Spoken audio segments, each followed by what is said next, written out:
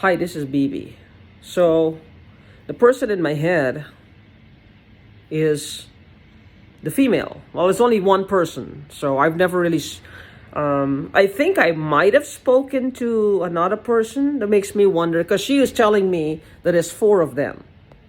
So I was thinking if she's such a powerful psychic, whoever is harnessing for powerful psychics to talk to me. But I've never heard a situation where a psychic can actually talk to the person whose head that they're reading or getting thoughts from.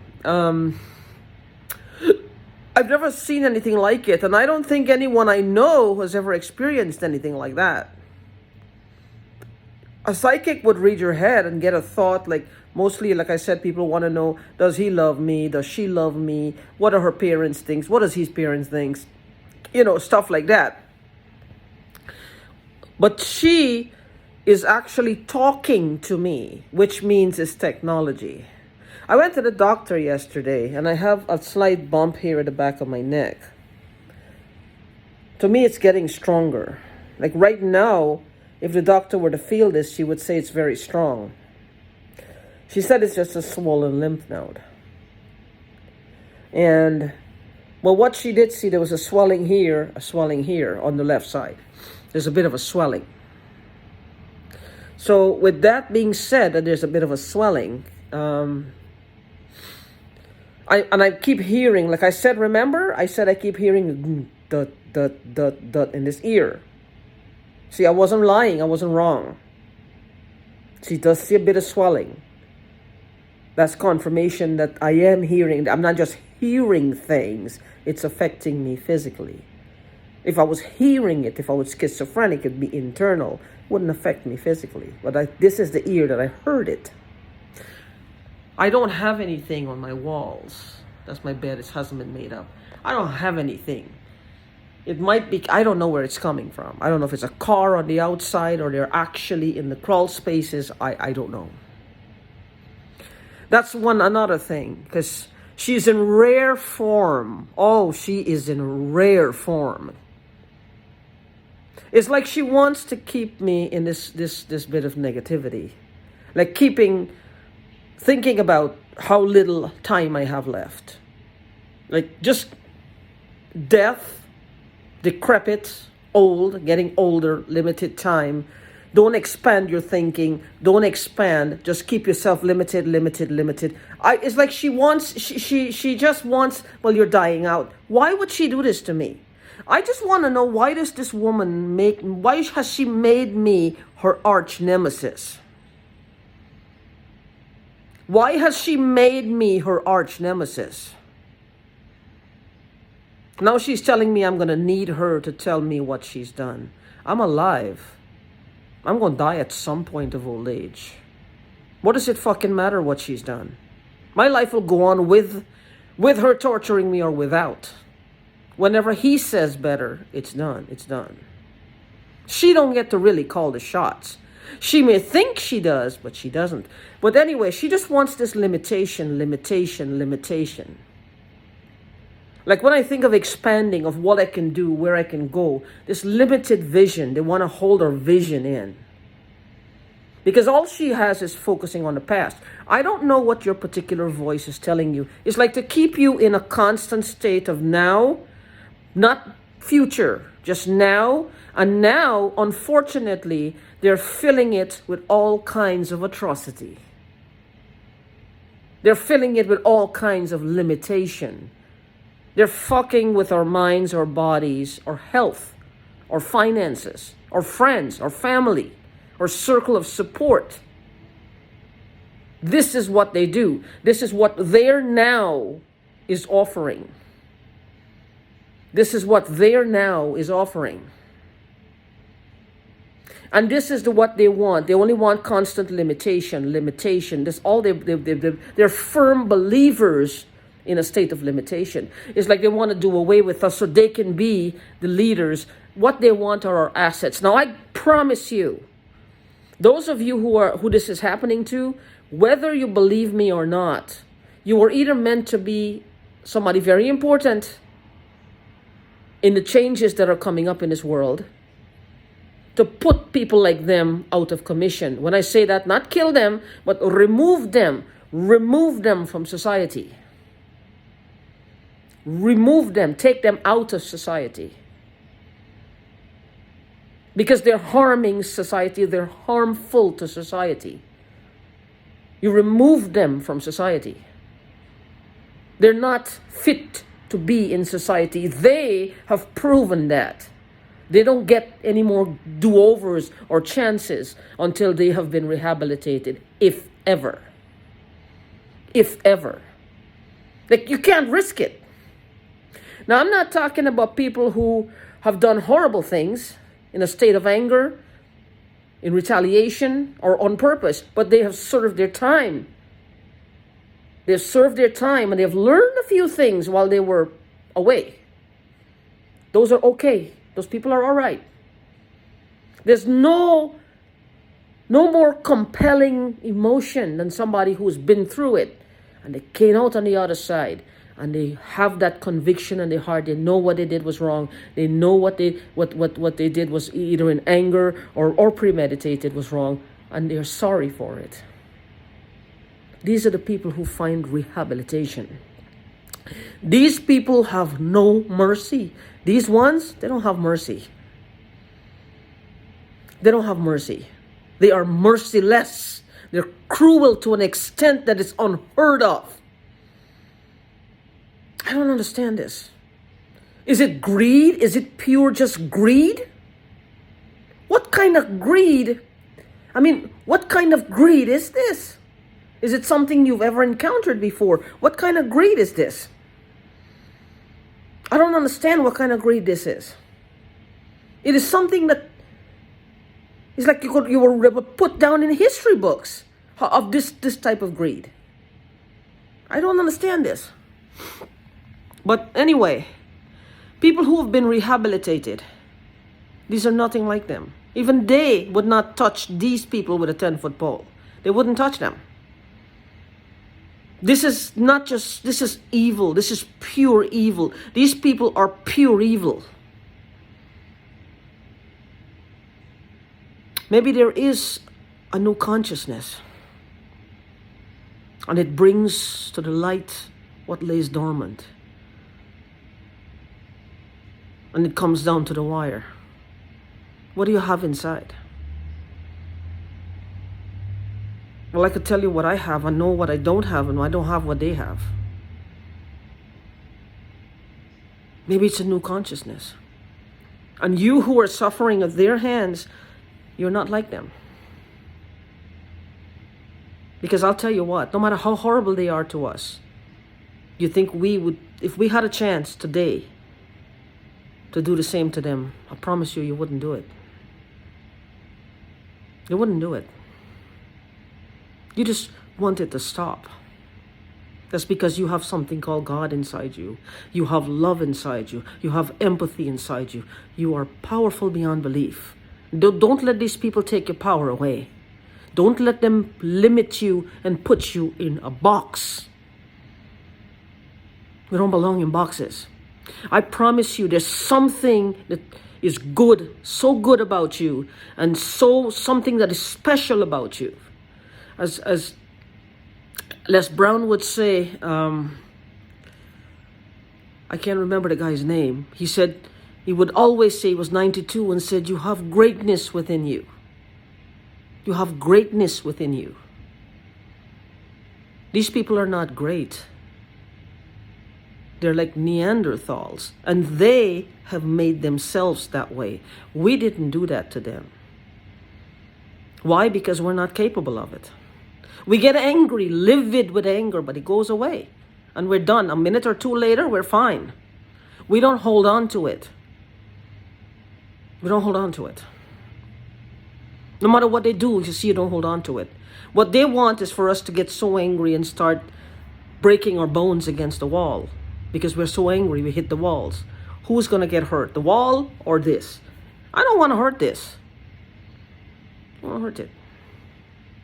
I can get as potty mouth as you wish and I scream and shout and it goes away.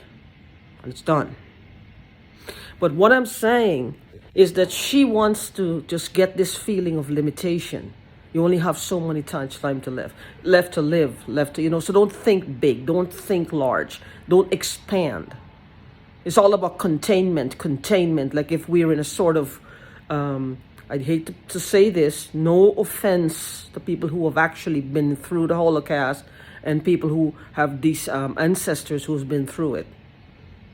But it's almost like we're living in a sort of Holocaust ourselves, like in a concentration camp. Because this is what it comes down to. What are they doing? Now, I'm going to say something. If they were given, let's just say that there's lots of programs out there where people are given some things to they have these community centers or community groups like policing, whatever. Let's say people are saying the police gave them these devices.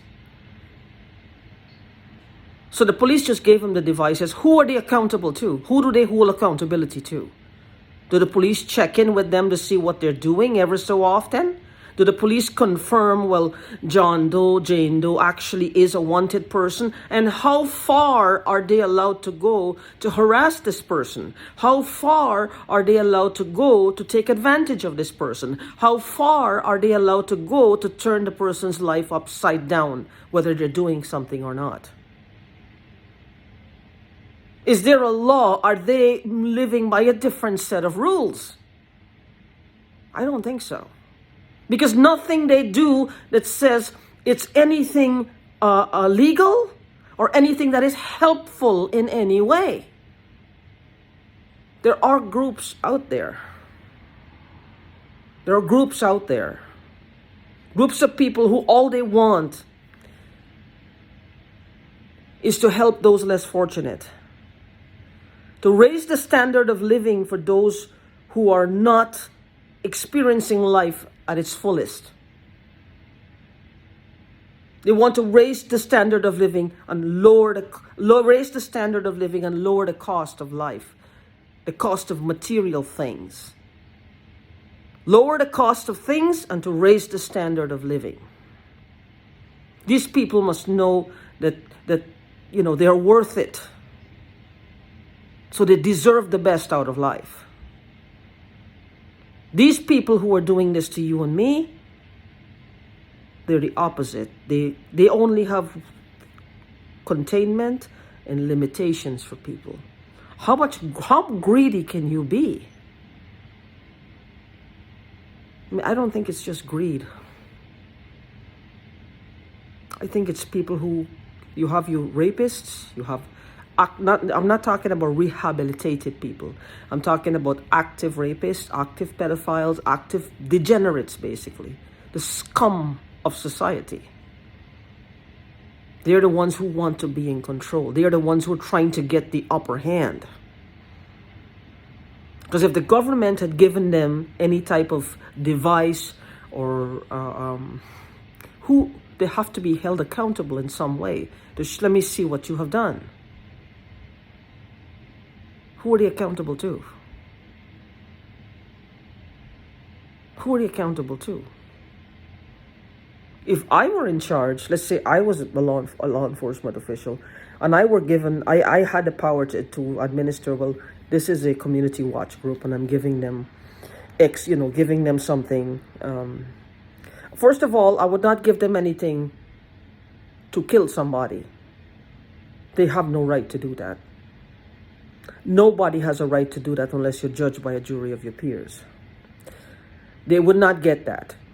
You can watch people, yes, but you got to make sure you're watching people who have actually broken the law. Not when you have hacking skills and you're hacking in and rearranging information. That's not going to fly. That's not going to fly. That is not going to fly. There is a change that's coming. It's a change that's coming. And I believe that they will try to suppress us because the change is going to take effect and it's going to change everything. They're hoping for the better. They're hoping for the better. And even though you will all be a part of that change, but it's going to be a change in consciousness.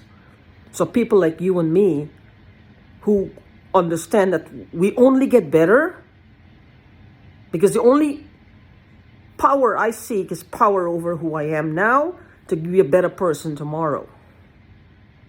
I get pleasure in making people happy.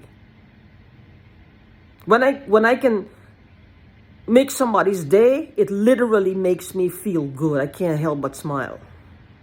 I feel a joy inside me.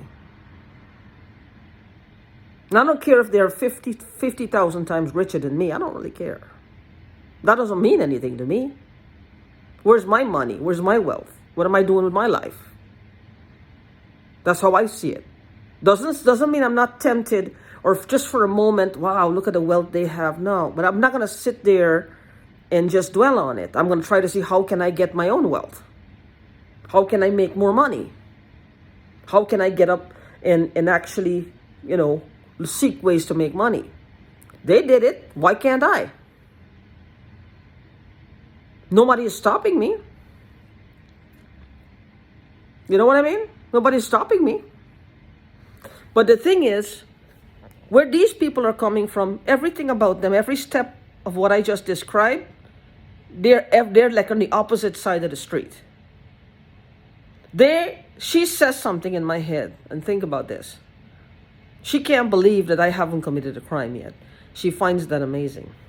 To her, from her side of the street, where she lives, in her consciousness, in her mind, in her group of people or circle of friends, that's amazing to her. It's unheard of that I have not been pressured by them to commit a crime as yet. She can't believe it. She's speechless at it. That goes to show the kind of mentality these people have. But I'm going to tell you now is that the more you're persecuted, there's a reason for it. As Les Brown would say, you have power inside you. You have greatness inside you. Seek empowerment, not power over people. Empowerment is the greatest power to have, because that's when you're letting the light, the only light that matters in the end, shine through. Because there's a verse in the Bible that God will bring to ruin those who are ruining the earth, and I believe that. The thing is, He gives them a long rope, and they're going to hang themselves with it eventually. All their sins are going to come to light. What's the worst thing? What's the worst thing you can do to people like these? The word begins with an E, and it ends with an E. It's called exposure. You can expose them. That's the worst thing you can do to people like them. Look at how they live. They live in the shadows. Of course, they don't want to always live in the shadows. They want to kill us out so they can take our places, basically, almost like clones. I don't know what the hell that means.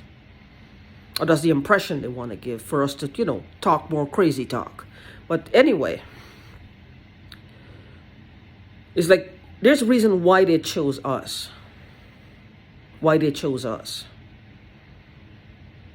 Never forget that. You're not just another face in the crowd. You're special. You have greatness within you.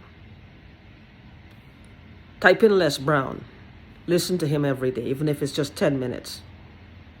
He keeps it real. He tells you right off the bat, if it's hard, then do it hard. Don't expect shortcuts. It's going to be hard. Then do it hard. Peace.